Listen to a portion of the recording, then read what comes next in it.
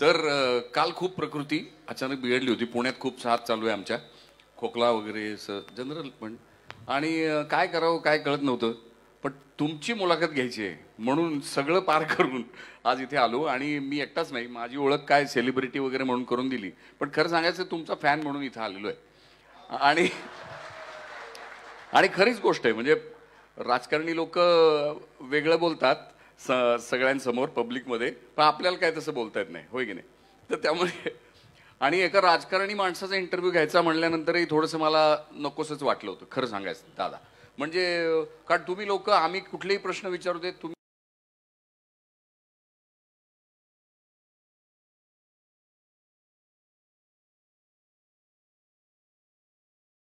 आलं ते दादा कसे आहेत, सडेतोड, मनमोकळे, धाडसी, करारी.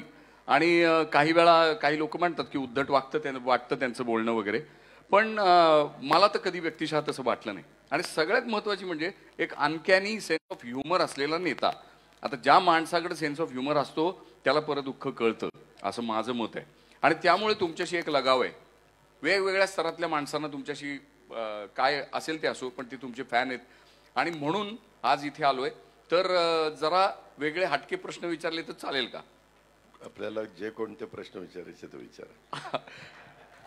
तर आमचं हे जे परसेप्शन दादा तयार होते, म्हणजे मी ज्या धंद्यात आहे सिनेमा वगैरे, तो पण परसेप्शनचा खेळ आहे सगळा. आणि तुमचा जो व्यवसाय आहे किंवा जे कार्यक्षेत्र आहे असं म्हणूया, तेही परसेप्शनचं आहे. तर मला आता सांगा की गेल्या काही दिवसात राजकारणाबद्दलचं परसेप्शन हे फार वेगळं होत चाललं आमचं सामान्य माणसाचं. आम्हाला काही राजकारण कळत नाही बरं. आणि म्हणजे तुम्हा लोकांना असं वाटतं की आम्हाला काहीच कळत नाही, आणि ती खरी पण गोष्ट आहे. तर आत्ताचं जे राजकारणाचं स्वरूप आहे ते तुम्हाला, कारण तुम्ही आमच्यातले वाटता, असं असताना तुमच्यातल्या संवेदनशील माणसाला या राजकारणाबद्दल काय वाटतं, काय कशी व्याख्या करता तुम्ही या राजकारणाची? काय झालं, अलीकडच्या काळामध्ये काही राज्यांच्या मध्ये एका पक्षाचं सरकार येण्याचे दिवस संपलेले आहेत. आता तुम्ही बघितलं असेल कालच बिहारमध्ये काय घडलं ते. पूर्वीचा काळ तसा नव्हता. अलीकडच्या काळामध्ये वेगवेगळे राजकीय पक्ष वेगवेगळ्या पद्धतीने आपली आपली भूमिका मांडण्याचा प्रयत्न करत असतात. परंतु त्याचबरोबर जर एखाद्याला बहुमत नसेल तर बहुमत मिळवण्याच्या करता काही इतर सहकाऱ्यांना पण बरोबर घेऊन त्यांना सरकार स्थापन करावं लागतं. आता 2019ला देखील सरकार स्थापन करत असताना काँग्रेस आणि राष्ट्रवादी ही एकत्र महाविकास आघाडी म्हणून लढली. आणि त्याच वेळेस 25 वर्षाची मैत्री असणारा शिवसेना आणि भारतीय जनता पक्ष हे एकत्र लढले. निवडणुका झाल्यानंतर काय अचानक गोष्टी घडल्या, कुणाचं काय मनात आलं काही कळायला मार्ग नाही. आणि एकदम शिवसेनेने निर्णय घेतला की आम्ही जरी भारतीय जनता पक्षाबरोबर निवडून आलेलो असलो तरी आम्हाला भाजपबरोबर जायचं नाही.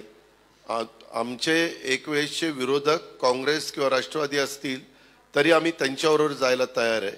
आणि तशा प्रकारचा निर्णय 2019ला झाला आणि ते सरकार आलं. वास्तविक सरसेनापती हिंदू हृदय सम्राट बाळासाहेब ठाकरेंनी जी शिवसेना काढलेली होती ती कोणत्या उद्देशाने काढली ते आजही त्यांचे वेगवेगळ्या प्रकारचे तुम्ही जर क्लिप बघितल्या किंवा भाषणं ऐकली तरी ते त्याच्यामध्ये स्पष्ट त्यांची भूमिका असायची. आणि त्या पद्धतीनं त्यांनी जोपर्यंत ते हयात होते तीच भूमिका घेऊन ते पुढे गेले. परंतु त्याच्यानंतरच्या काळात उद्धवजींच्याकडं शिवसेनेची सूत्र आली, अर्थात ती बाळासाहेबांनीच दिली. ती आल्यानंतर त्यांनी कशा प्रकारे निर्णय घेतले, त्याच्यामागचं काय कारण आहे, कशामुळे ते दुखावले गेलेले होते, आणि त्याच्यामुळे 25 वर्षाची मैत्री सोडून त्यांना सरकार स्थापन करण्याच्या करता निवडणुकीच्या निमित्तानं जनतेने कौल दिलेला होता. कारण दोघांची संख्या यांची 105 यांची 56 म्हणजे क्लिअर मेजॉरिटी 161 होती, शिवाय अपक्ष होते. परंतु त्यांनी ती भूमिका घेतली आणि वरिष्ठ पातळीवर तिन्ही पक्षाच्या वरिष्ठांनी ठरवलं. आणि कुणाच्या ध्यानीमनी नसताना, पत्रकार मित्रांच्या ध्यानीमनी नव्हतं, ज्यांचा राजकारणाच्या संदर्भातला गाढा अभ्यास आहे त्यांनाही वाटलं नाही. परंतु अचानक घडलं आणि ते सरकार अस्तित्वात आलं.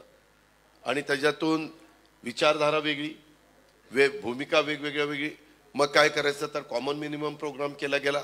आणि कॉमन मिनिमम प्रोग्राम करून त्याच्यातलं ज्या विषयावर मतभेद आहेत ते विषय बाजूला ठेवायचे, जे विषय मतभेद विरहित आहेत परंतु राज्याच्या भल्या करतायत, राज्याचं कल्याण करणारे आहेत, राज्याला पुढे नेणार आहेत, ते विषय घ्यायचे. परंतु दुर्दैवाने त्या मधल्या काळामध्ये 1.5-2 वर्ष संपूर्ण जगात, राज्यात, आपल्या देशात करोना आला आणि त्या करोनाच्या काळात बराच काळ आमचा त्या करोनामधनं लोकांना बाहेर काढण्याच्या करता, त्याच्याकरता जे काही पायाभूत सुविधा देणं वगैरे अशा पद्धतीनं गेला. आणि नंतर पण हे सरकार चाललेलं असताना 2.5 वर्ष झाल्यानंतर आत्ताचे राज्याचे मुख्यमंत्री सन्माननीय एकनाथराव शिंदेंनी वेगळी भूमिका घेतली. त्याच्यात पण त्यांचं पक्षांतर्गत काय ठरलं मला माहिती नाही, परंतु भूमिका घेतली. ते राज्याचे प्रमुख झाले, देवेंद्रजी उपमुख्यमंत्री झाले, सरकार त्याचं काम करायला लागलं, आम्हाला विरोधी पक्षामध्ये बसायला लागलं.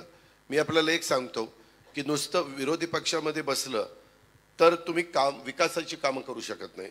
तुम्ही विरोध करू शकता, सत्ताधारी पक्षाच्या ज्या काही चुका होतील त्या जनतेला दाखवू शकता, तुम्ही सातत्याने जागृत राहायचं काम करावं लागतं.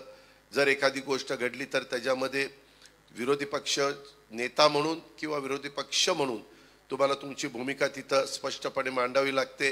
अशा प्रकारच्या गोष्टी त्या ठिकाणी कराव्या लागतात. परंतु आता आम्ही महाराष्ट्रामध्ये ज्यावेळेस फिरत असतो, पूर्वीचा काळ फार वेगळा काळ होता.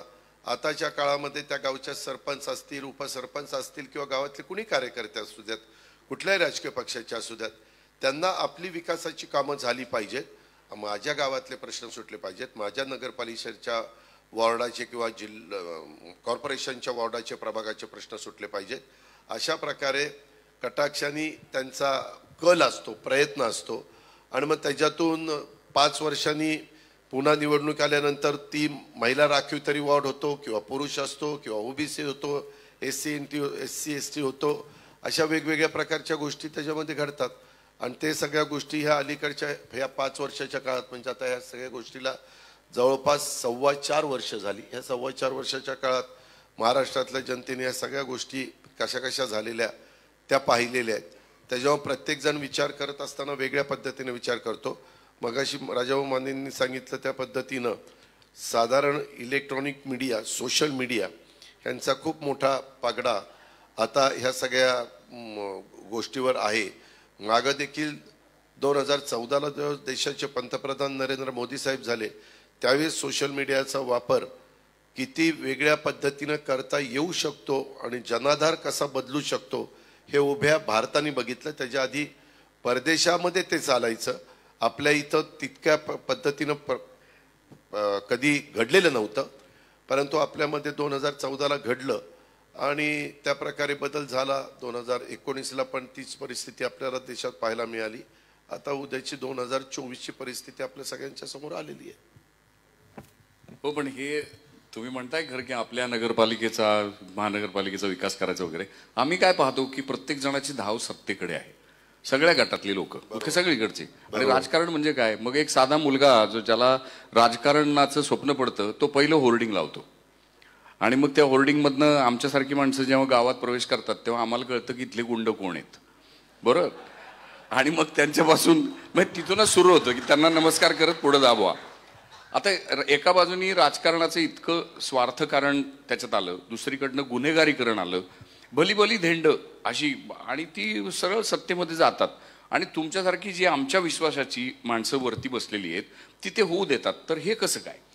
मी माझ्या स्वतःच्या राजकीय जीवनाला सुरुवात केली. राजकारण हा माझा पिंड नव्हता. मी असंच तिथं काम करत करत बारामतीमध्ये सुरुवात केली लोकांचे प्रश्न सोडवायला आणि त्याच्यातून मला संधी मिळत गेली. जनतेने मला पाठिंबा दिला. मी काँग्रेस पक्षामधनं मला खासदारकीची पहिल्यांदा संधी दिली. राजीव गांधी त्यावेळेस हयात होते, परंतु दुर्दैवाने आमचा प्रचार चालू असतानाच राजूजींच्या बद्दलची जी घटना घडली आणि राजूजी आपल्यातनं चेन्नईच्या परिसरात श्रीपेरुंबद्दूरच्या बाबतीमध्ये घडली आणि ते आपल्याला सोडून निघून गेले. त्याच्यानंतर 1 महिना प्रचार लांबलेला होता. तो पहिला काळ होता. त्यावेळेसची परिस्थिती आणि आताची परिस्थिती याच्यामध्ये जमीन आसमानाचा फरक आहे. दर 25 वर्षांनी नवी पिढी पुढे येत असते. ती पिढी कुठल्या वातावरणात वाढलेली आहे त्याच्यावर ती सज्ञान झाल्यानंतर, नागरिक झाल्यानंतर, वोटर झाल्यानंतर ती त्या पद्धतीनं विचार करते.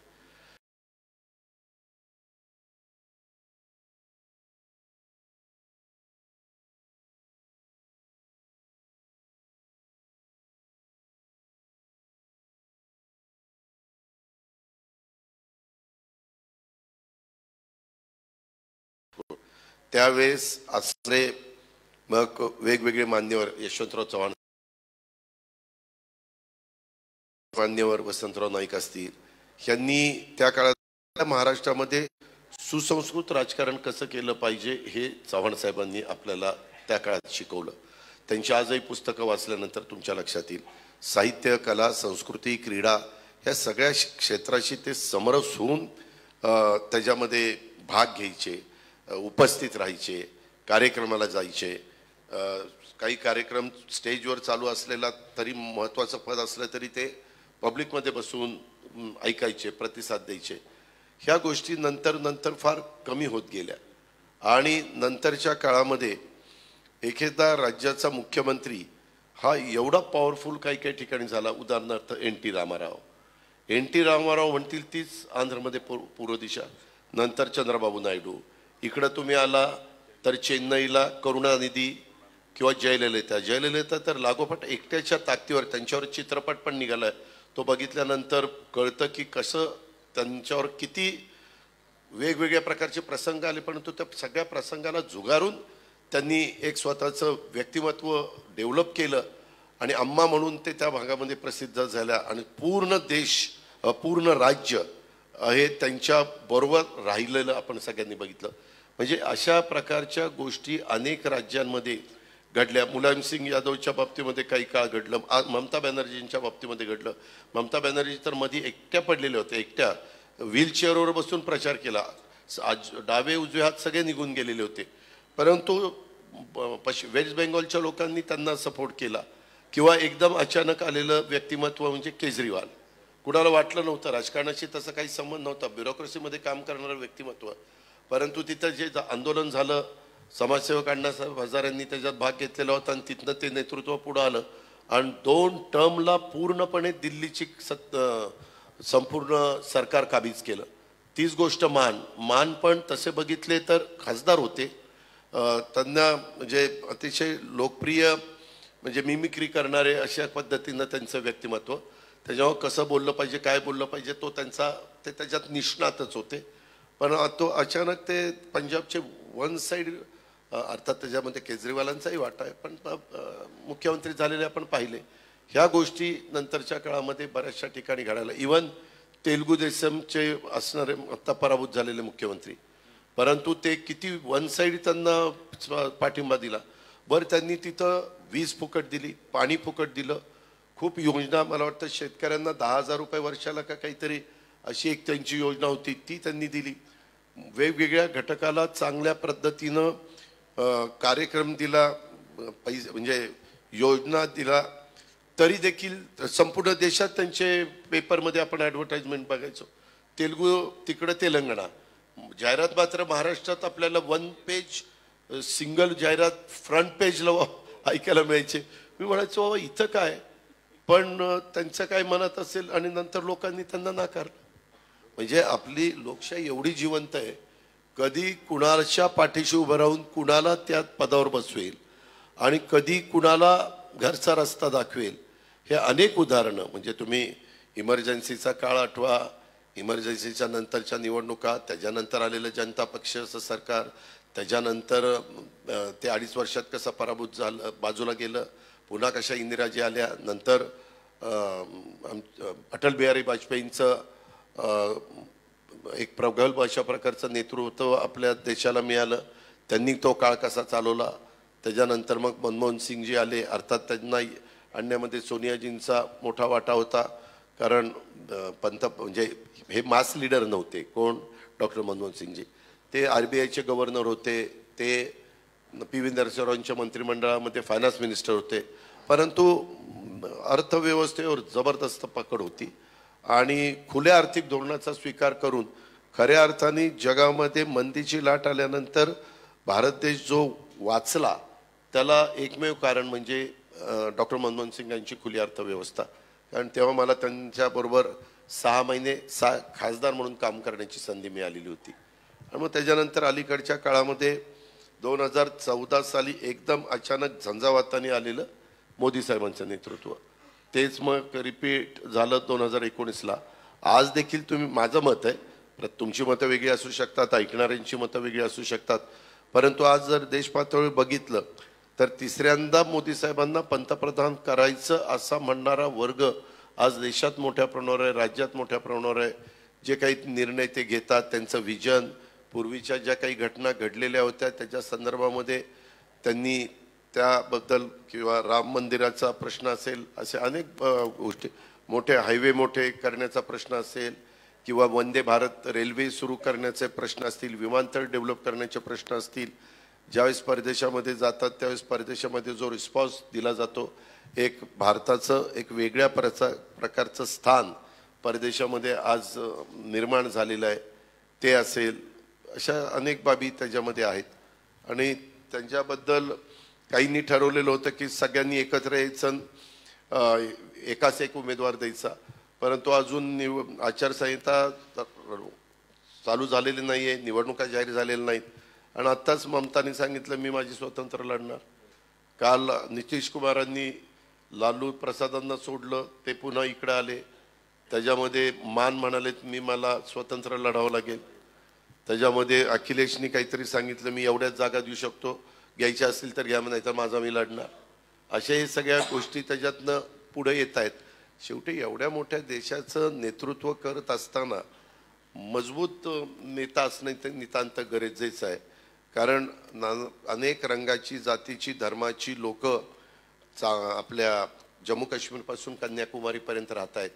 पण प्रत्येकाच्या काही मैलावर गेल्यानंतर भाषेची हेल बदलतो, अशा सगळ्या गोष्टी आहेत. परंतु त्याच्यातून शेवटी आपण सगळे भारतीय म्हणून राहिलो आणि आजपर्यंत राहिलेलो आहोतच, पुढेही आपण राहणार कुणी काही म्हटलं तरी.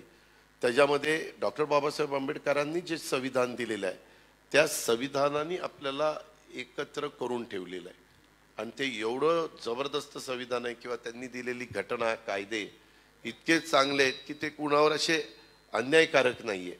समाजातला दुर्लक्षित, वंचित घटकाला देखील इतरांच्या बरोबर आणण्याच्या करता त्या संविधानाचा, त्या कायद्याचा, त्या नियमाचा उपयोग होत असतो. आणि सगळ्यांनी लोकशाहीमध्ये सगळ्यांना मताचा अधिकार दिला आहे, सगळ्या काही गोष्टी केल्यात. किती श्रीमंत व्यक्ती असली तरी देखील त्याला जनतेच्या समोर झुकावंच लागतं. शेवटी जनता जनार्दन जे ठरवेल तेच अंतिम होत असतं. पण जनतेचं कॅरेक्टर चांगलं न राहिल्यामुळे राजकारण आमचं दूषित झालंय असं वाटतं का? कारण आम्ही पण सगळेजण संधी साधू झालेलो आहोत की आम्हाला जिथं संधी मिळाली, म्हणजे आता आमच्या क्षेत्रातलं म्हटलं की एखादं कुठंतरी चमकायला मिळालं, कुठं चित्र, सिरियल म्हणा, सिनेमा म्हणा, की लगेच आम्ही सुपाऱ्या घेत फिरतो. तर ह्या पद्धतीचं माणसाचं पैशाकडचं आकर्षण आणि पैशातनं येणारी सत्ता हे खूप जास्त झालंय. त्याला माध्यमांचा खूप मोठा हातभार आहे. तुम्ही असं राईटफुली म्हणालात की 2014ला प्रशांत किशोरांनी एक गंमत केली जी ब्रेक्झिटच्या वेळेस तिकडे झाली होती, तीच गंमत इथे झाली आणि मोदी साहेब पंतप्रधान झाले. आता त्या मीडियाची प्रॉवेस, जो पॉवर आहे, ती तुम्हा लोकांच्या लक्षात आली. त्यामुळे तुम्ही आमचे गट पाडता की तुम्ही या पद्धतीचा विचार करा, त्या पद्धतीचा विचार करा, आणि मग आम्ही करतो. कारण आम्हाला ते सोशल मीडियाचं व्यसन लागलेलं आहे आणि मग आम्ही जे काय असेल ते एकाच्या मागे जातो. पण मुद्दा असा आता होतोय की आम्ही ज्याच्या मागे गेलो तो नेमका कुठे आहे हे त्याचं त्यालाच आठवण झालंय.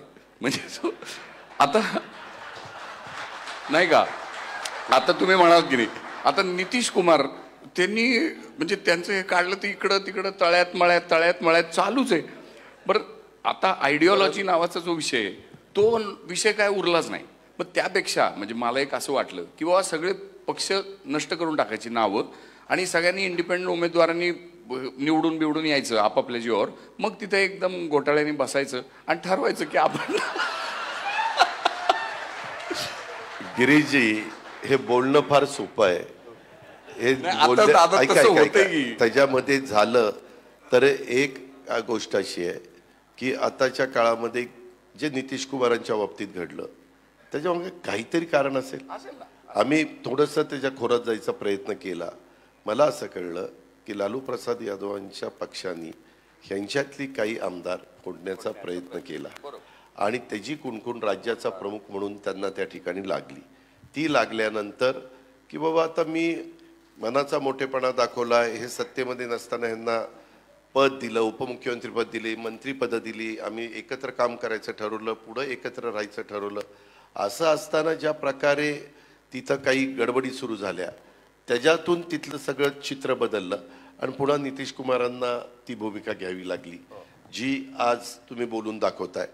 परंतु सर्वसामान्य माणसांना तिथं आतमध्ये काय घडतं हे प्रत्येक गोष्ट माहिती नसते. पेपरला येताना बातम्या हेडलाईन किंवा टी व्ही चॅनलला चालणाऱ्या बातम्या त्याच्यावर अवलंबून असतं. बरं तुम्ही एक बघा, टी व्ही चॅनल वेगवेगळी, सोशल मीडिया नाही म्हणत, टी व्ही चॅनल्स, त्याच्यामध्ये टी व्ही चॅनलच्या, माझं कदाचित ते म्हणणं चुकीचं असेल असंही मी मान्य करीन, पण टी व्ही चॅनलच्या असणाऱ्या जो काही तो चॅनल असेल त्याच्या संपादकांना किती अधिकार आहे आणि मालक लोकांचं ह्यांना किती ऐकावं लागतं, हाही खूप विचार करणारा प्रश्न आहे. त्याच्यामध्ये खूप उघडपणे कोणी बोलणार नाही, कारण प्रत्येकाला आपलं आपलं काम चालू ठेवायचंय, आपल्यावर कुठलं गंडांतर येऊन द्यायचं नाहीये, ही वस्तुस्थिती आहे. आणि त्यामुळं ते दबक्या आवाजात काय करायचं असेल ते करत असतात. कधी कधी एखादं वृत्तपत्र एखाद्या बातम्या कशा प्रकारे देतं आणि नंतर काही गोष्टी घडल्यानंतर बातम्या कशा बदलून यायला लागतात, हे राजकीय लोकांच्या बाबतीमध्ये घडतं गिरीजी, असं अजिबात नाही.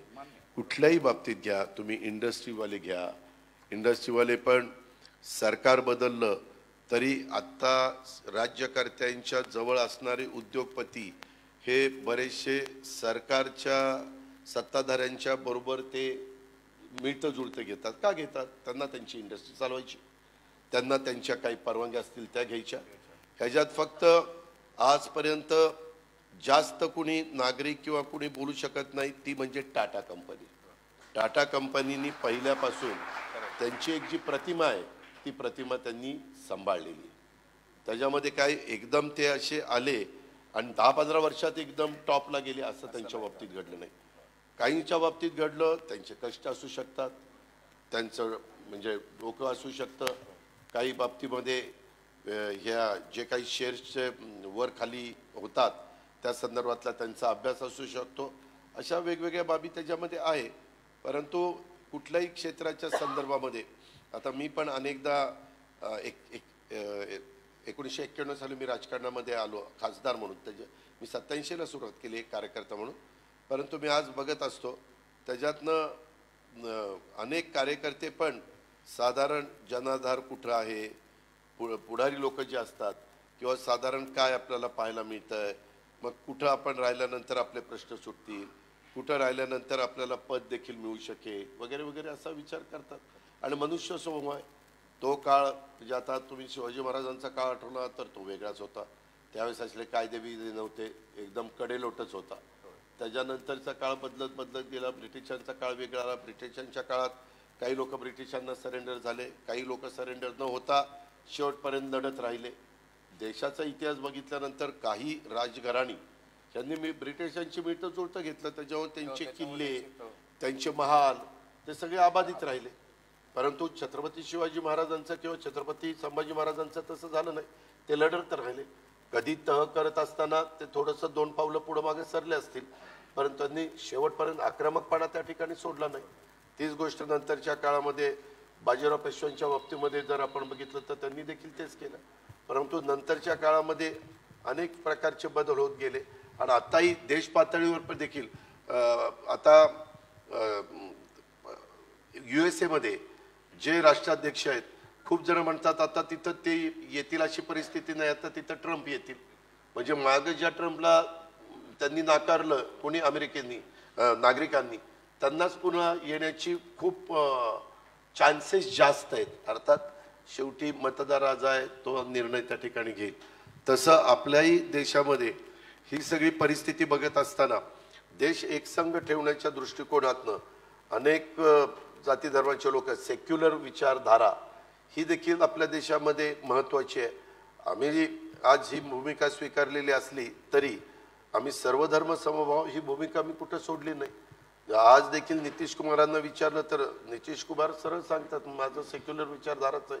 तीच गोष्ट ममता बॅनर्जीच्या बाबतीमध्ये अनेकांनी राजकीय जीवनामध्ये काम करत असताना अनेकांशी मिळतं जुळतं त्या त्यावेळेची राजकीय परिस्थिती लक्षामध्ये घेऊन निर्णय घेतलेले आहेत किंवा लिडरशिपकडे बघून निर्णय घेतलेले आहेत. किंवा आज जसं एकेकाळी राजीव गांधींची लिडरशिप देशामध्ये मिस्टर क्लीन म्हणून इमेज होती आणि पंडित जवाहरलाल नेहरू इंदिराजींना जेवढ्या जागा नाही मिळाल्या तेवढ्या जागा राजीवजींना मिळालेल्या आपण पाहिल्या. परंतु 5 वर्षांनीच राजीवजींची सत्ता गेलेली पण ह्या भारताने पाहिलेली. अशा सगळ्या त्या गोष्टी आहेत.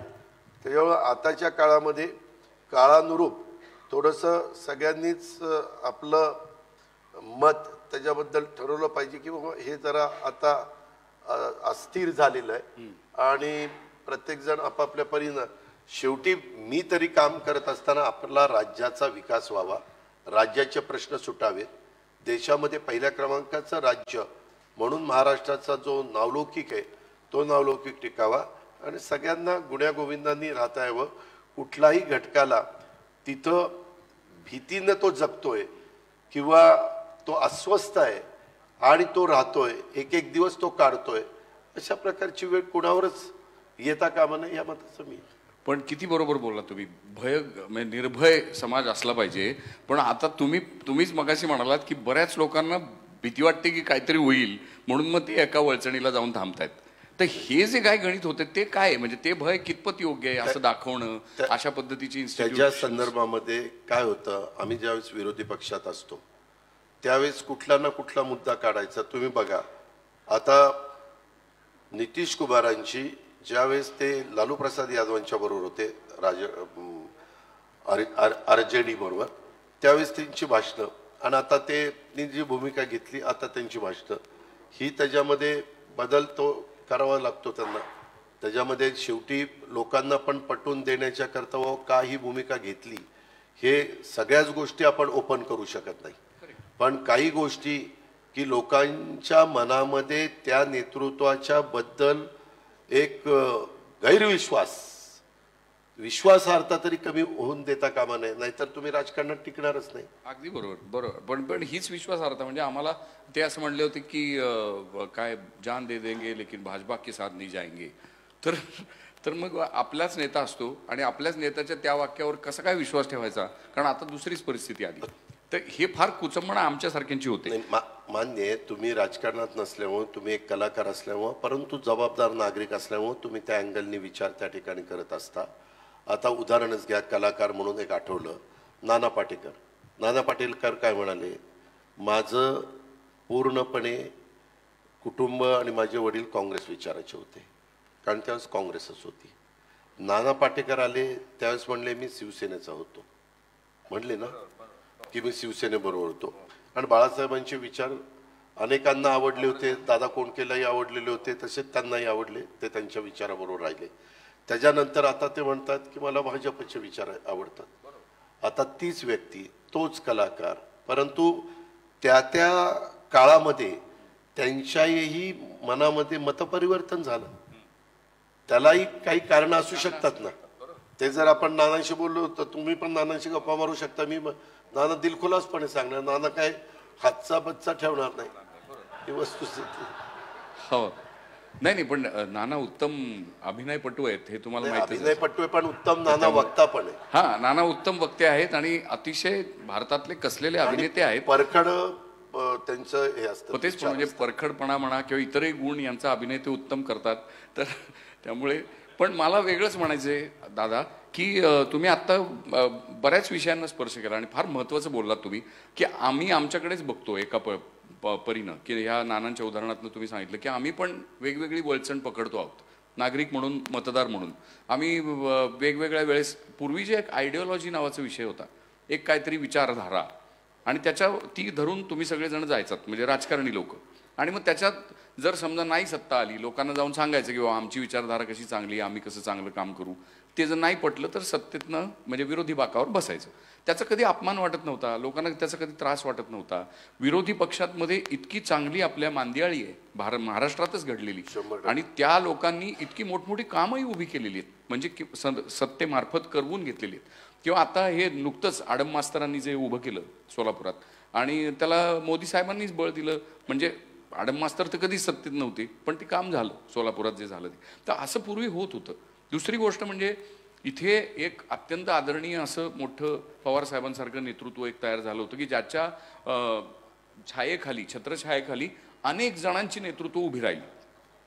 आता त्यांनी एखादा प्रश्न नवा विचारणं, आपल्याच वडिलांना प्रश्न विचारलंच पाहिजे. मी एक जाऊन द्या ना बाळासाहेब नावाचा सिनेमा केला होता याच विषयावर, की विचारले पाहिजेत, म्हणजे राजकारणामध्ये इन्व्हेन्शन काहीतरी नवता येईल, आणि तो तुम्ही इव्हेंच्युअली विचारला. पण तेव्हा नेमकी काय भावना झाली, म्हणजे आता माणूस म्हणून आणि पॉलिटिशियन म्हणून एक थोडं द्वंद्व तर झाला. मी तुम्हाला सांगतो की मी पण बरेच वर्ष राजकारणात आमच्या वरिष्ठांच्या बरोबर काम केलेलं आहे.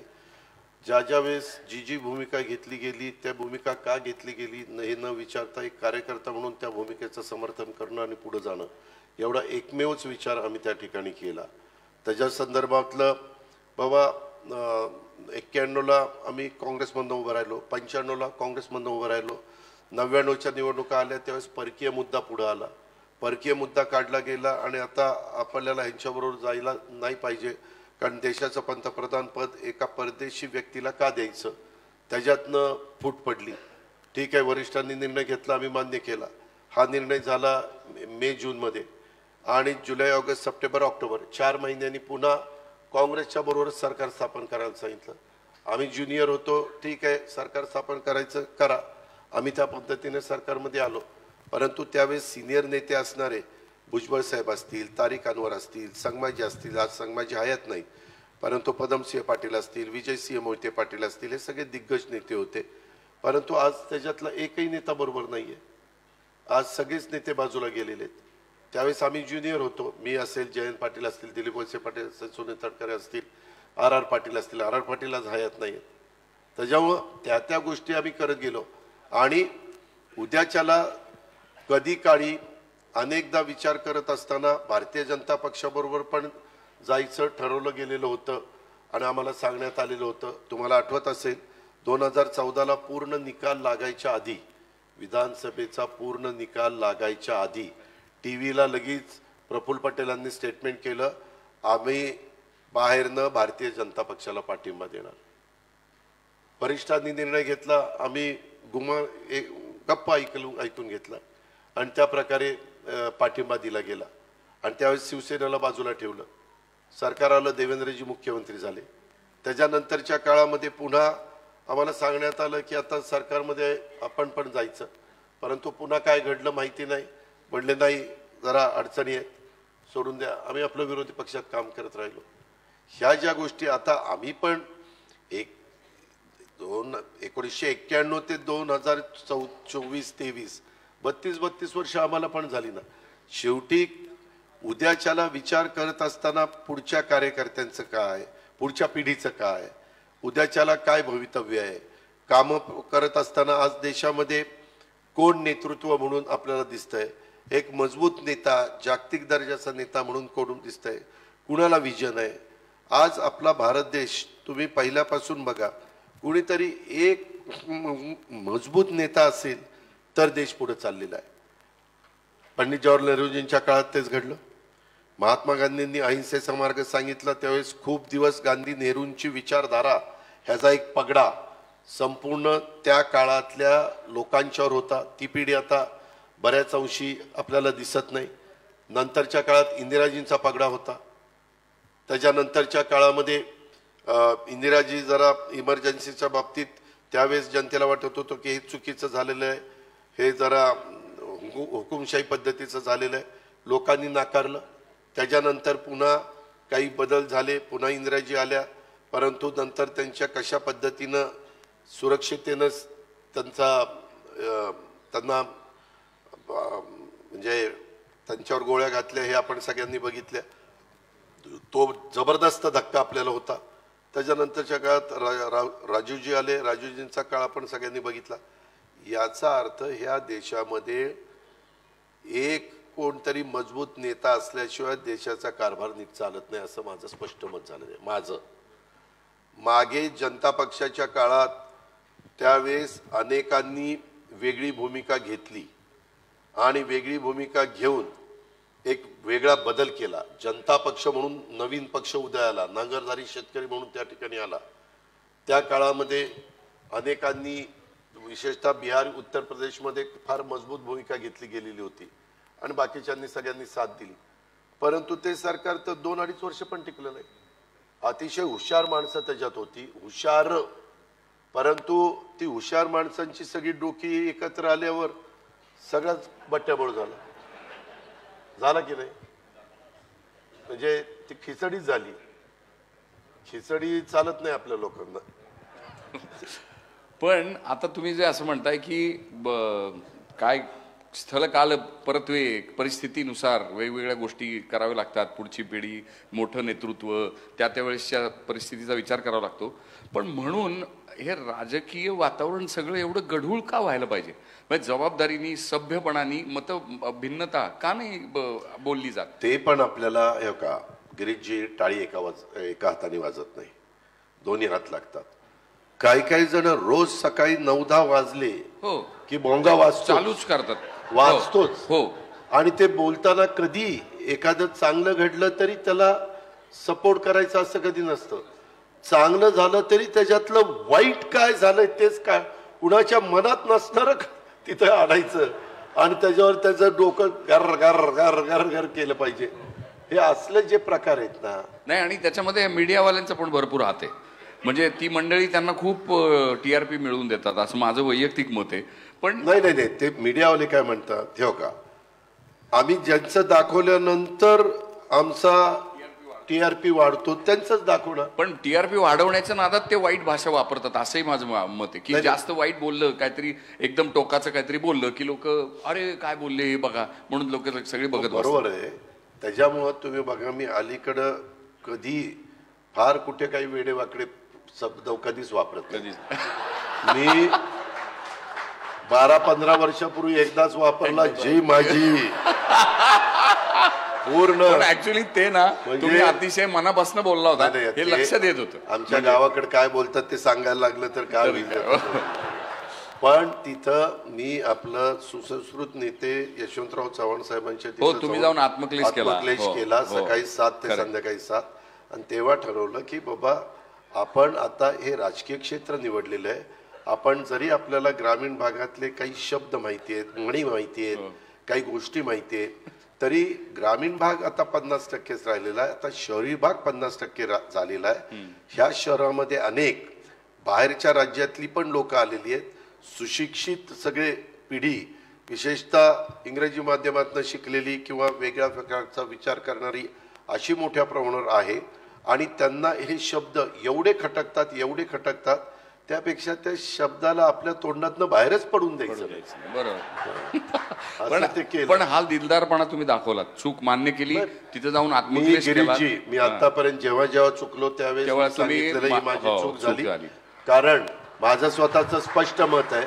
मी आजही सगळ्यांना सांगतो तुमच्या मुलाखत घेत असताना, जो माणूस काम करतो तो चुकतो. करेक्ट. जो माणूस कामच करत नाही, नुसत्या चुकायचा प्रश्न, कामच करत नाही कसा चुकेल. खरी गोष्ट. जो निर्णय घेईल तोच निर्णय घेताना 100 निर्णय घेतल्यानंतर कदाचित 5-10 निर्णय चुकतील, पण हा जो 90-95 बरोबर येतील. चूक कबूल करण्याचा हा जो गुण आहे तो व्यक्ती म्हणून दादा घरात वापरतात का, कुटुंबात? नाही, मी कुठेही वापरतो. का शेवटी आपल्याकडे एक म्हण आहे, जित्याची खोड मेल्याशिवाय जात. बरोबर. त्याच्यावर ज्या आपल्याला सवयी आहेत त्या किती आपण आवडला, आपण मनाला सांगितलं ए बाबा आता बरोबर असं करायचं ते तिथं जाईपर्यंत राहतं. नंतर एकदा आपण मूड मध्ये आल्यावर काय बोलतो. खरी गोष्ट आहे. तुम्ही कलाकार म्हणून पण तसंच करताय. होय, तसंच करतो. पण तुम्ही मूड मध्ये असणं दादा नेहमीच लोभच असतं, असं का नाही? पण बहुतेक मला असं वाटतं तुमचा हा जो आत्मक्लेशाचा जो प्रयोग होता तो त्याला फारसं लोकप्रियता नाही मिळाली. कारण सारखंच तिथं बसावं लागेल बहुतेक, म्हणून लोक तिथं कोणी गेली मी नाही. तुम्हाला सांगू का, मी कधी माझी गोष्ट कुणाला करण्याच्या करता किंवा दाखवण्याच्या करता करत नाही, नाही. पण ती चांगली गोष्ट ऐका ना, आज मी महाराष्ट्रामध्ये फिरत असतो, सकाळी 6ला त्या ठिकाणी सुरुवात करत असतो. आता इथं माझे सहकारी बसलेत, आमदार काही सहकारी. मला लवकर सकाळी जायचं होतं, मी 6ला बाहेर पडलो, माझ्या कामाला सुरुवात केली. गंगावीसला मी वाटतं 7-7:30ला पोचलो. म्हणजे पहिलं काम करून दुसरं काम. त्याच्यात पण कुणीतरी सांगितलं आता ह्या तालमीत गेला, आता आमच्या तालमीत ये. अरे आम्ही कुठल्याही तालमीत यायला तयार आहे ना, आम्ही तयारच आहे, आम्ही लंगोट घालूनच तयार आहे, ये. त्याच्यामुळे मला एवढं सांगायचं, आपलं काम करायचं. काही काही जण तुम्ही पहा, बरोबर आपला फोटो कसा येईल, तिथं आपली वेगळ्या प्रकारची म्हणजे इमेज कशी वाढेल, हो. अशा पद्धतीनं काम करणारा खूप वर्ग आहे, खूप वर्ग आहे खरं. आता त्याला वाटतं की तसं केल्याशिवाय आपण पॉप्युलर होणार नाही. होय. पण आम्ही ज्या वातावरणात लहानाचे मोठे झालो त्यावेळेस मीडिया, सोशल, इलेक्ट्रॉनिक हा प्रकार नव्हता. मोबाईल फोन हा प्रकार नव्हता. करेक्ट. हे सगळं नंतर आलेलं आहे. आता त्या नंतरच्या गोष्टीचा मदत घेऊन, फायदा घेऊन काही काही लोक आपापल्या परीनं काम करतात. परंतु तुम्ही पूर्णपणे त्यांच्या 24 तासातलं काम काढा, किती तास त्यांनी काम केलं, किती. आता परवा 26 जानेवारी होती, माझ्याबद्दल तर एक मस्त चाललंय इलेक्ट्रॉनिक मीडियात. मी जरा कार्यक्रम काही रद्द केले माझ्या काही पुढच्या ह्याच्यावर, अजित पवार नॉट रिचेबल. आता काय मी सारखं त्यांना रिचेबल व्हायला पाहिजे का? मला घरात कोणी ठेवणार नाही सागर रिचेबल झालं तर. दुसरी गोष्ट, त्या दिवशी ते आमचे आपल्या राज्याचे मुख्यमंत्री चर्चा करत होते. मध्ये जे काही आरक्षणाचा मुद्दा उपस्थित झालेला होता, त्यांच्याकडे त्यांनी भांगे सचिव आणि काही लोकांची टीम पाठवलेली होती. आणि त्यांनी आम्हाला सांगितलं होतं की थोडंसं महत्त्वाची गोष्ट आहे आणि राज्याच्या दृष्टीने महत्त्वाचीच होती. त्याच्यामध्ये मुंबईमध्ये जर एवढा मोठा समाज आतमध्ये गेल्यानंतर मुंबईकरांना काही त्रास सहन करावा लागला असता. कोर्टाने सांगितलेलं असतं कायदा सुव्यवस्था ठेवण्याची जबाबदारी ही राज्य सरकारची आहे. त्याच्यावर ते राज्य सरकारचंच काम होतं. आणि ह्याच्यातनं पण नीटपणे मार्ग निघावा, प्रत्येकाचा मान सन्मान त्या ठिकाणी राहावा, कुणालाही त्याच्यामध्ये असं काहीतरी खटकेल असं कोणी वागू नये. म्हणून मग मी झेंडावंदन केलं, माझी एका संस्थेची जनरल बॉडी केली, नियामक मंडळ केलं, इतर एक कार्यक्रम केला. आणि नंतरचे कार्यक्रम मी कळवलं की मला रद्द करावे लागतात. आणि म्हणजे सीएम साहेबांच्या संपर्कात मी आणि देवेंद्रजी आम्ही होतो. कारण कधी पण विचार करत असताना काही निर्णय घ्यायचा तर आज 3 पक्षाचं आमचं सरकार आहे. शेवटी राज्याचे प्रमुख म्हणून एकनाथराव शिंदेंना पूर्ण अधिकार आहे, त्याबद्दल दुमत नाही. परंतु अशा प्रकारचे काही निर्णय ज्यावेळेस घ्यायचे असतात ते देवेंद्रजींच्याही कानावर घालतात, माझ्याही कानावर घालतात. आम्हालाही थोडं बहुत अनुभव, देवेंद्रजींना 5 वर्ष मुख्यमंत्री पदाचा अनुभव आहे, मला अनेक वर्ष उपमुख्यमंत्री पदाचा अनुभव आहे. त्याच्यामुळं पुढची काही गोष्टी करत असताना त्याच्यातनं महाराष्ट्रातलं वातावरण खराब होऊ नये, काही तेढ कुणाच्या मनामध्ये निर्माण होऊ नये, काही त्याच्यामध्ये वेगळ्या विकृती त्याच्यातनं पुढं येऊन काहीतरी असं आंदोलन भरकटलं जाऊ नये, ही आमची भावना होती, बाकी काही नव्हती. पण एकूण आता आपण महाराष्ट्रभरात सगळीकडे पाहिलं तर माणूस एकमेकाला जोडला जायच्या ऐवजी परत परत वेगवेगळ्या गटातटामध्ये विभागलेला जाताना दिसतो. म्हणजे मग तो जातीच्या नावाखाली, धर्माच्या नावाखाली हे विभागणं काय आहे? लोकांना का एकमेकापासून? कारण आपण नावं घेतो ज्या धुरीणांची, सगळे आपले जे पूर्वसुरी आणि ज्यांचे आपले डोक्यावर हात आहेत, म्हणजे डॉक्टर आंबेडकरांपासून ते ज्योतिबा फुले आणि शाहू महाराज. तुमच्या मताशी 100% सहमत आहे. काय झालं आमच्या लहानपणी, त्याच्यामध्ये शाळेमध्ये जाताना कोण कुठल्या जातीचा धर्माचा काही माहिती नसायचं. सगळे बाकड्यावर बसायचे, सगळ्यांचे कपडे सारखे असायचे, सगळे पुस्तकं वह्या घेऊन यायचे. त्याच्यानंतरच्या काळामध्ये काय व्हायला लागलं, मागासवर्गीय मुलांचं हॉस्टेल, मागासवर्गीय मुलींचं हॉस्टेल, आदिवासी मुलांचं हॉस्टेल, आदिवासी मुलींचं हॉस्टेल, ओबीसींचं हॉस्टेल, अल्पसंख्याकांचं हॉस्टेल, हे नाही ह्या घटकांच्या करताच हॉस्टेल निर्माण व्हायला लागली. भटक्यांच्या मुलांच्या मुलींच्या करता हॉस्टेल. माझं मत आहे की ठीक आहे, जो वर्ग त्यांना मदत केली पाहिजे, परंतु त्या हॉस्टेलमध्ये इतर देखील वर्गाची मुलं ठेवा ना, संख्येने कमी ठेवा, पण त्याच समाजाची मुलं ती त्या हॉस्टेलमध्ये राहून मग ते त्यांचाच विचार त्या ठिकाणी करतात. उद्याच्याला गिरीशजी कुलकर्णी असतील, अजित पवार असतील, राजा माने असतील, आणखीन कोण असतील, हे वेगवेगळ्या आडनावाची वेगवेगळ्या जाती धर्माची मुलं ही एकत्र राहिली तर त्याच्यामध्ये देवाणघेवाण होती, त्याच्यामध्ये एकमेकाच्या बद्दलचं जी काही कधी कधी जी भावना वाढीला लागती, आपल्यावर अन्याय होतो, आपल्याकडे दुर्लक्ष केलं जातं, आपण संघटित झालं पाहिजे, आपण नाही संघटित झालो तर मग आपल्याला कुणी वाली राहणार नाही, हे जे काही सारखं त्याच्या डोक्यावर बिंबवण्याचं काम चालतं, हे गोष्टी कमी झाल्या पाहिजे. ह्याच्यात हॉस्टेलमध्ये जसं तुम्ही इंग्लिश मीडियम स्कूलमध्ये असेल, CBSE मध्ये असेल, तर तिथं हॉस्टेलमध्ये कोण कोण असतं इंडियन, कोण असतं आफ्रिकन, कोण असतं अमेरिकन, कोण असतं म्हणजे वेगवेगळ्या देशातली मुलं मुली असतात. आणि ते व्यवस्थित बसून मग ते थोडंसं तुमचे माझे सण काय आहेत, तुमच्या माझे काय पद्धती आहेत, ते एकमेकाशी बोलतात आणि ह्याच्यातनं एकरूपपणा यायला मदत होते. मी अनेकदा सांगतो, मी कॅबिनेटला पण सांगतो, परंतु काय काय म्हणतात ते तसलं काही काढू नका, उगीच कुणाला दुखवायला नको, इलेक्शन जवळ आलीत, कुठल्या समाजाला दुखवायला नको. अरे कुठलं त्या आमचं सगळं त्या इलेक्शनवरच जाऊन पडतंय. काही झालं, इलेक्शन आलं, यांना हे माफ करा, त्यांना ते द्या, तिथं ते करा, तिथं ते करा. अरे इलेक्शन तर 5 वर्षांनी येणार, परंतु आपण मेसेज काय देतो समाजामध्ये, ज्यावेळेस आपण मेसेज द्यायचा प्रयत्न करतो त्यावेळेस थोडंसं प्रगल्भपणा, थोडंसं संकुचित वृत्ती डोक्यात काढा ना.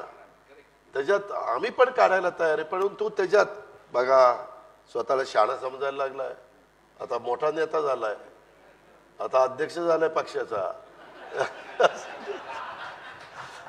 पण मी आज आता तुम्ही विचार केला, पण मी कॅबिनेटला अनेकदा सांगतो, मी नाशिकच्या सभेत सांगितलं, ह्या घटकाचं आता महाज्योतीचं हे वसतिगृह, सारथीचं हे वसतिगृह, बार्टीचं हे वसतिगृह, आदिवासीचं हे वसतिगृह, नाही ही समरसता आणायला पाहिजे आहे.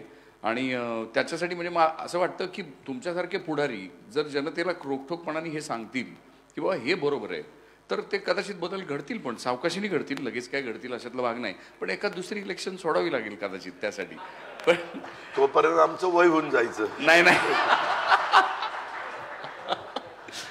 नाही नाही दादा, तुम्ही अजून यंग आहात. तर पण आता म्हणजे देशभरामध्ये भाजपबद्दल विरोधी पक्ष असं म्हणतो की हे पक्ष फोडतात आणि सत्ता कमवतात. अशा माणसांबरोबर जाऊन बसताना मग अडचण येते. तुम्ही मला सांगा, काँग्रेसचं ज्यावेळेस सरकार होतं, काँग्रेसच्या सरकारच्या काळात काँग्रेसही तेच करत असेल ना. ज्यावेळेस जुन्या लोकांना माहिती असेल किंवा अभ्यास करणाऱ्यांना, 1957च्या इलेक्शनमध्ये तुमच्या माझ्या महाराष्ट्रात, विशेषतः पश्चिम महाराष्ट्रामध्ये शेतकरी कामगार पक्ष फार स्ट्रॉंग पक्ष होता, फार स्ट्रॉंग होता. इतकी मजबूत फळी होती, इतकी जबरदस्त त्यांची भाषणं व्हायची, विचारधारा वगैरे एवढं जबरदस्त होतं. त्यावेळेसचं एक सुसंस्कृत नेतृत्व चव्हाण साहेबांनी त्यांना सगळ्यांना सांगितलं, तुम्ही तिथं एवढं सगळं करत बसून विरोधी पक्षात राहून तुम्हाला कामं होणार आहेत का? तुम्ही काँग्रेसमध्ये या, काँग्रेसमध्ये आल्यानंतर तुमची कामं होतील, तुम्हीच त्या ठिकाणी निर्णय घ्याल. आणि असं करून त्यांनी ते शेतकरी पक्षाचा, कामगार पक्ष मग थोडा रायगडमध्ये राहिला, थोडा सांगोल्यात राहिला, थोडा आमच्या कोल्हापूरमध्ये राहिला, असं काही ठिकाणी राहिला आणि आता फार संख्येने कमी राहिलेला असा तो काळ. असं प्रत्येकानेच त्या त्या काळामध्ये करत गेलेले आहेत. बेरजेचं राजकारण, तर बेरजेचं राजकारण चव्हाण साहेब करायचे. आताच्या काळामध्ये काय झालंय, शेवटी आज आम्ही राज्यामध्ये 144 आमदार निवडून आणू शकत नाही, आम्हाला राज्यात कारभार पण करायचा आहे. आज देशामध्ये नेतृत्वाकडे नजर टाकली तर माझं पुन्हा स्पष्ट मत आहे की नरेंद्र मोदींच्या शिवाय दुसरा पर्याय आज देशात दिसत नाही.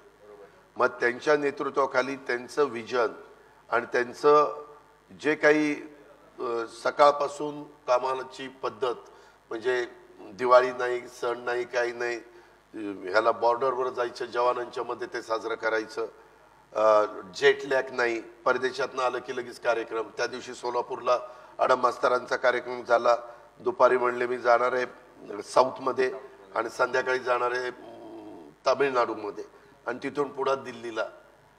मी सगळं ते सराजम दिसतो, विमानं अमुक तमुक, सिक्युरिटी, हे ते वगैरे वगैरे, पण जे मेहनत आणि जे कष्ट आणि डोक्याला जे सतत एवढ्या मोठ्या देशाचा कारभार सांभाळणं, आजूबाजूच्याही राष्ट्रांच्या मध्ये कुठं काही कुरापती झाल्यानंतर तिथं ताबडतोब निर्णय घेणं आणि ते निर्णय लेचे पैसे न घेणं, जे काही असेल ते ठोस निर्णय घेणं, ह्याच्यामध्ये शेवटी प्रत्येकाच्याच मनाला एक त्रास होतच असतो, टेन्शन असतं, प्रेशर असतं, पण त्यांनी ते हे केलेलं आहे, स्वीकारलेलं आहे आणि ते काम करतायत.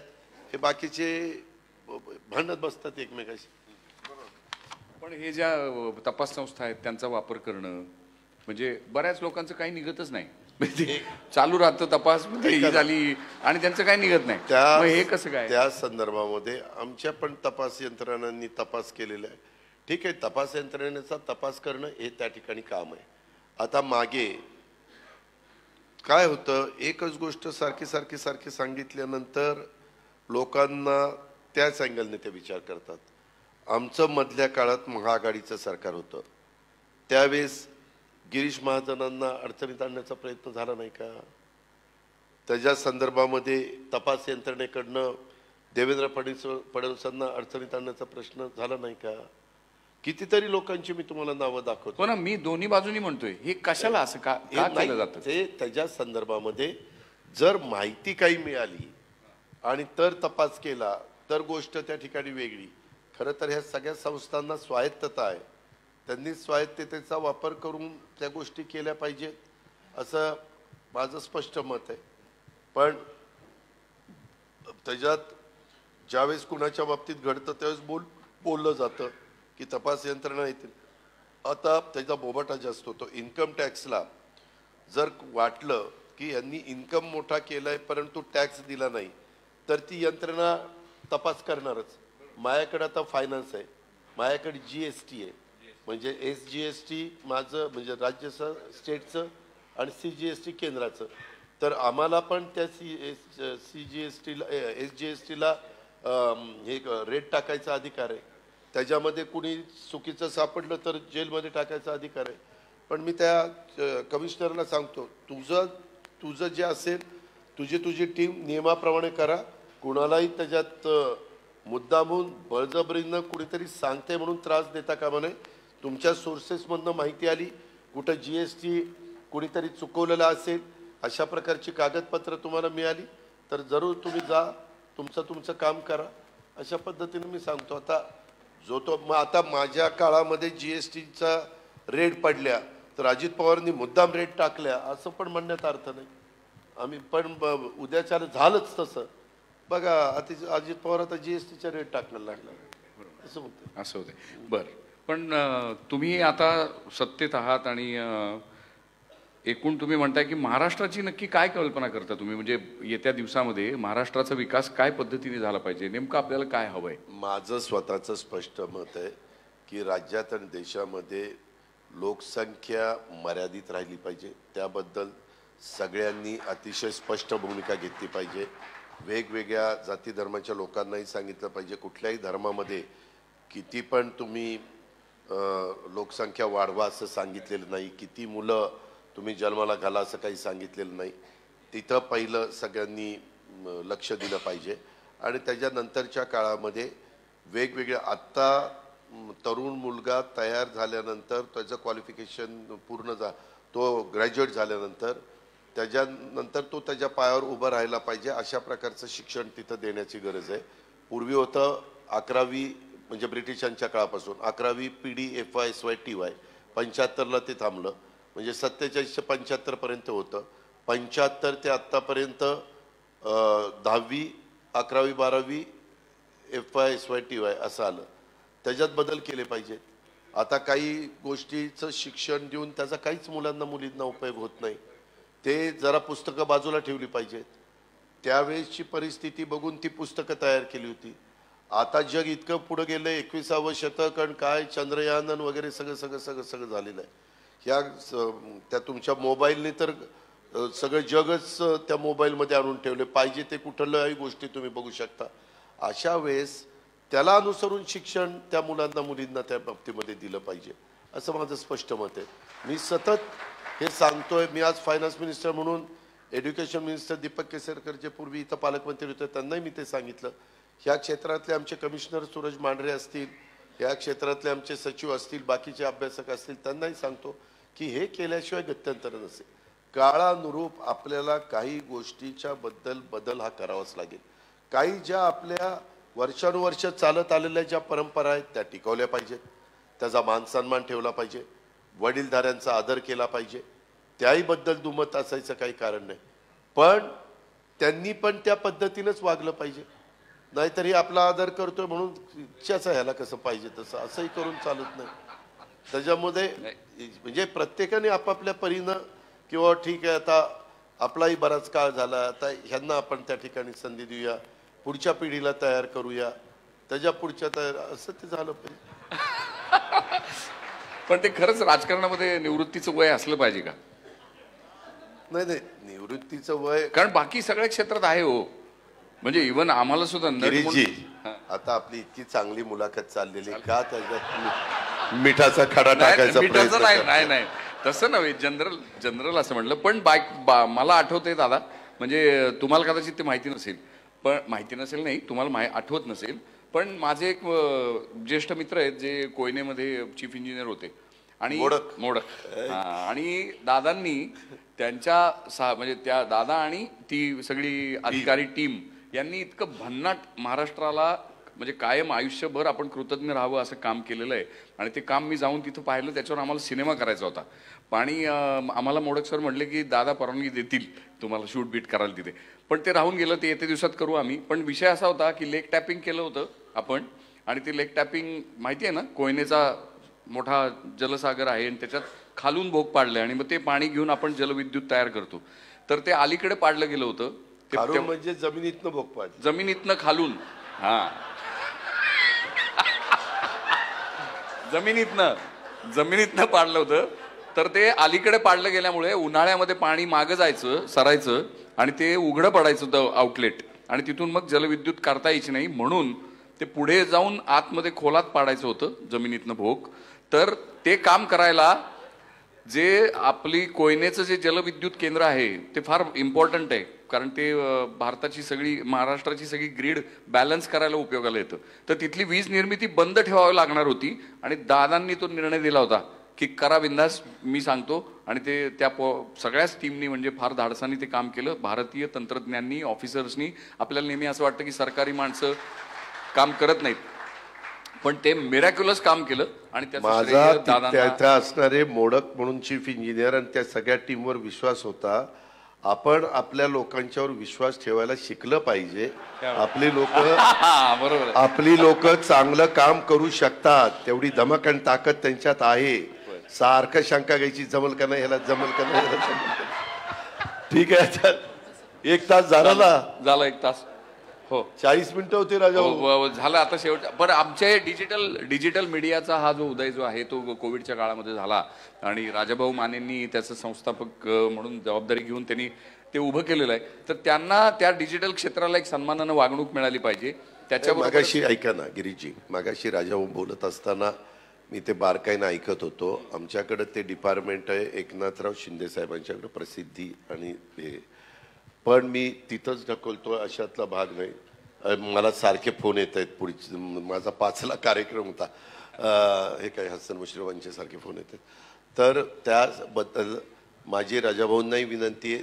तुम्ही तर म्हणजे काही डिजिटलचे सगळे मान्यवर त्यांनी ह्यांना पण एकनाथराव शिंदे साहेबांशी पण बोलावं, देवेंद्रजींच्याही कानावर घालावं. माझा ह्या गोष्टीला राजाभाऊ पूर्ण पाठिंबा राहील. मी उद्याच्याला माझी देवेंद्रजींच्या बरोबर चर्चा आहे.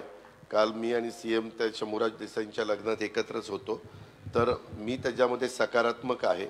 शेवटी काही काही गोष्टी कराव्या लागतात त्या वेळेसची परिस्थिती बघून, आणि त्या आपण करू. पण आपल्यातले जसं थोडंसं आम्हाला म्हणजे राजाभाऊंच्यामुळं आणि ह्या बाकीच्या सगळ्यांच्यामुळं मी जसं इथं आलो, तसं इतर पण एकनाथराव शिंदेंच्या संबंधित काही असतील, देवेंद्रजींच्या असतील, त्यांनी तिथंही प्रयत्न करावा, म्हणजे आपल्याला हे लवकर करून घेता येईल. मी अजिबात टाळत नाही, मी पूर्णपणे सकारात्मक या बाबतीत आहे. संपवायची का? Thank you so much. किती तुम्ही दिलखुलास बोललात. तुमची जी प्रतिमा आम्ही करून घेऊन आलो होतो ती तशीच जशी बरकरार खरं तर वाढली ती प्रतिमा, आणि तुमच्याशी वारंवार भेटण्याचा बोलण्याचा योग येवो अशी प्रार्थना करतो. धन्यवाद सगळ्यांना. नमस्कार. So much. सर्व पत्रकार मित्रांनाही नमस्कार. महाराष्ट्रातील सर्व बातम्यांचे विश्वासार्ह व्यासपीठ. सकाळच्या सर्व सोशल मीडिया प्लॅटफॉर्मला लाईक, फॉलो आणि सबस्क्राईब करा. तसंच सर्व नोटिफिकेशनसाठी बेल आयकॉन प्रेस करायला विसरू नका.